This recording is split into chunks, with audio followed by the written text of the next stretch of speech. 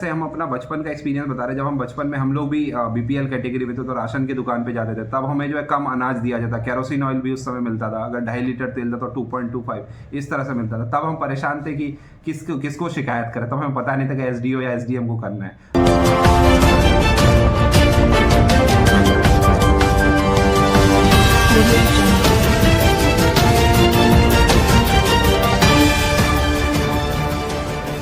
नमस्कार, आप देख रहे हैं भोजपुरिया दस्तक।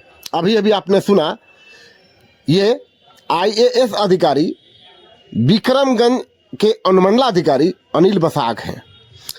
अनिल बसाक का स्पष्ट कहना है कि जब वो बचपन में थे और वो बीपीएल कैटेगरी में जब उनका परिवार था और जब वो पीडीएस दुकान पर जाते थे तब उनको मात्रा से कम केरोसिन और अनाज दिया जाता था। इस बात की पीड़ा उन्हें तब थी जब वो उस कैटेगरी में थे, लेकिन तब उन्हें यह जानकारी नहीं थी कि किस अधिकारी के पास जाना है ताकि इस कालाबाजारी को रोका जा सके। सौभाग्य से उन्हें आईएएस बनने का मौका मिला और एसडीएम के तौर पे जब वो चुने गए तो उन्हें पता चला और उन्होंने समझा कि ये मेरे जैसे सक्षम अधिकारी जब इस पर लगाम लगा सकते हैं तो मैं क्यों न करूं। इसी को ध्यान में रखते हुए अनुमंडलाधिकारी अनिल बसाक आजकल बहुत चर्चा में हैं। उनके क्षेत्र अंतर्गत विक्रमगंज प्रखंड अनुमंडल के 8 प्रखंड राजपुर, नासरीगंज, संझौली, काराकाट, दिनारा, दावत, सूरजपुरा और विक्रमगंज में तमाम डीलरों पर कई कार्रवाइयाँ हुई।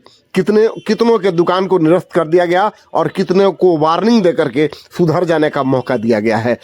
इसी कड़ी में अनिल बसाक एसडीएम सर के द्वारा नोनहर पंचायत के मुखिया पति और डीलर केवल राज उर्फ मिकी मेहता पर बड़ी कार्रवाई हुई है।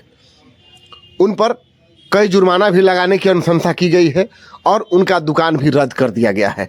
इस संबंध में जब मैंने पूछा कि कौन सी आखिर ऐसी बड़ी गलती थी जिसके लिए आपने इतनी बड़ी सजा दे दी, तो इस पर उन्होंने क्या कहा, ये सुनने लायक है। सर, नोनहर पंचायत के मुखिया पति और डीलर केवल राज पर बहुत कार्रवाई हुई है। इसको लेकर लोग जानना चाहते हैं कि आखिर कौन सी ऐसी गलती थी जिसकी वजह से इतनी बड़ी कार्रवाई हो गई, लोग जानना चाहते हैं। देखिए, कार्रवाई किसी व्यक्ति विशेष पे नहीं है। जो सप्लाई सिस्टम है राशन का, पीडीएस का, इसके अंदर ये है कि जैसे हम अपना बचपन का एक्सपीरियंस बता रहे हैं। जब हम बचपन में हम लोग भी बीपीएल कैटेगरी में थे तो राशन की दुकान पे जाते थे, तब हमें जो है कम अनाज दिया जाता, केरोसिन ऑयल भी उस समय मिलता था, अगर 2.5 लीटर तेल था तो 2.25 इस तरह से मिलता था। तब हम परेशान थे कि किसको शिकायत करें, तब हमें पता नहीं था कि एसडीओ या एसडीएम को करना है। तो आज जब मेरे पास एक मौका मिला है सप्लाई सिस्टम को सुधारने का, जब अनुमंडल में जो सप्लाई सिस्टम है इसमें जो भी कमियां हैं उसको सुधारने का मौका मिल रहा है, तो उसके लिए हम हर संभव प्रयास करें।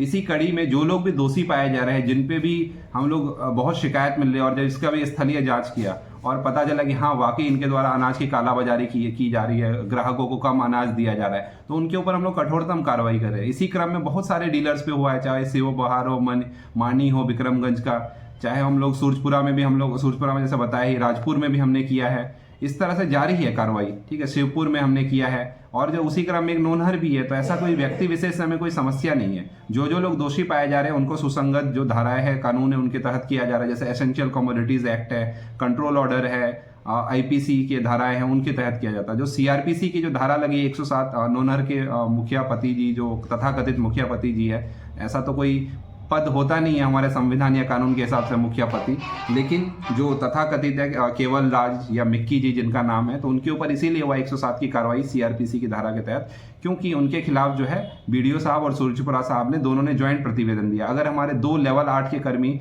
अगर किसी व्यक्ति के खिलाफ ज्वाइंट प्रतिवेदन दे और हम अगर इस पर कार्रवाई ना करें अनुमंडल दंडाधिकारी रूप में, तो ये हमारी गलती होगी। इसीलिए जो है कार्रवाई हुई है। पूर्व में भी इन पे कई वित्तीय गबन के आरोप है, इसीलिए जो है हम लोग जो कठोर कार्रवाई कर रहे हैं। इसके अतिरिक्त और भी किसी व्यक्ति पे हमें पाया जाएगा कि राशन में कालाबाजारी के अलावा अन्य प्रकार के अपराध किए हैं, तो उन पे भी होगी। जैसे जो हम बता रहे थे मुख्य केवल राज जी, इनके ऊपर जो है एफआईआर भी है, वित्तीय गबन के भी आरोप है, तो काफी सारा क्रिमिनल एंटीसीडेंट है। उसके बाद ही कार्रवाई हुई है। इनके द्वारा जो है अपने दुकान में मुखिया जी का फोटो लगा दिया गया, जिससे ये प्रतीत हो रहा था कि राशन जो है मुखिया जी के द्वारा दिया जा रहा है, अपितु ये सबको पता है कि राशन जो है भारत सरकार के द्वारा दिया जा रहा है। ये पूर्णतः गलत है कि आप भारत सरकार की योजना को अपना योजना बता दें। तो इसीलिए जो हम लोगों ने कठोरतम कार्रवाई की है।